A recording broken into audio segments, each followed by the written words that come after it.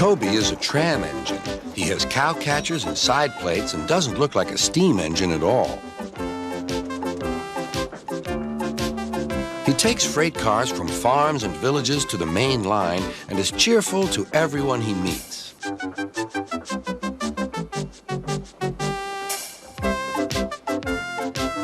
He has a coach called Henrietta who has seen better days. "It's not fair at all," she grumbles, remembering that she used to be full and 9 cars would rattle behind her.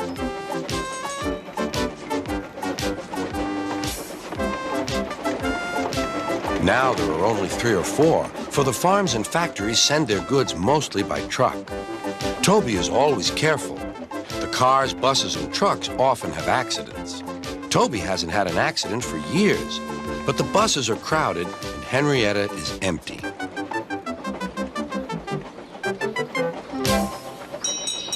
A lady and a stout gentleman stood on Toby's platform. He was, of course, Sir Topham Hatt, but Toby didn't know this yet.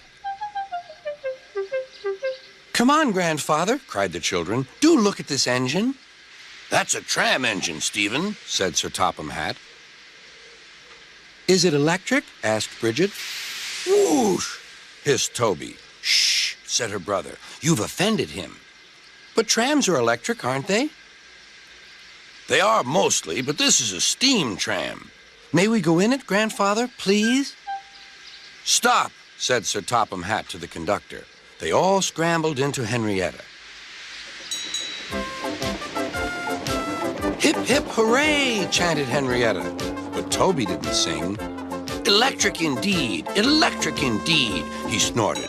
He was proud of being a steam train. "What is your name?" asked Sir Topham Hatt. "Toby, sir." "Thank you, Toby, for a very nice ride." "Thank you, sir," said Toby. He felt better now. This gentleman, he thought, is a gentleman who knows how to speak to engines.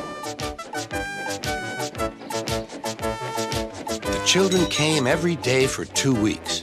Sometimes they rode with the conductor, sometimes in empty cars.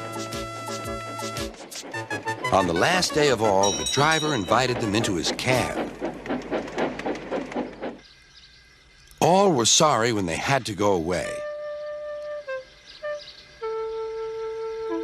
And Sir Topham Hatt and his family thanked everyone. "Come again soon," replied Toby. We will," called the children. And they waved till Toby was out of sight. The months passed. Toby had few cars and fewer passengers. "Our last day, Toby," said his driver one morning. "The manager says we must close tomorrow."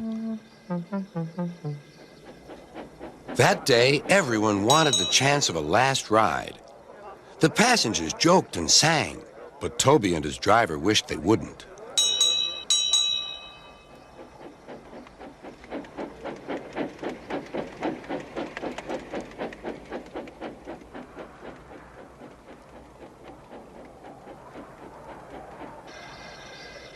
"Goodbye, Toby," said the passengers afterwards.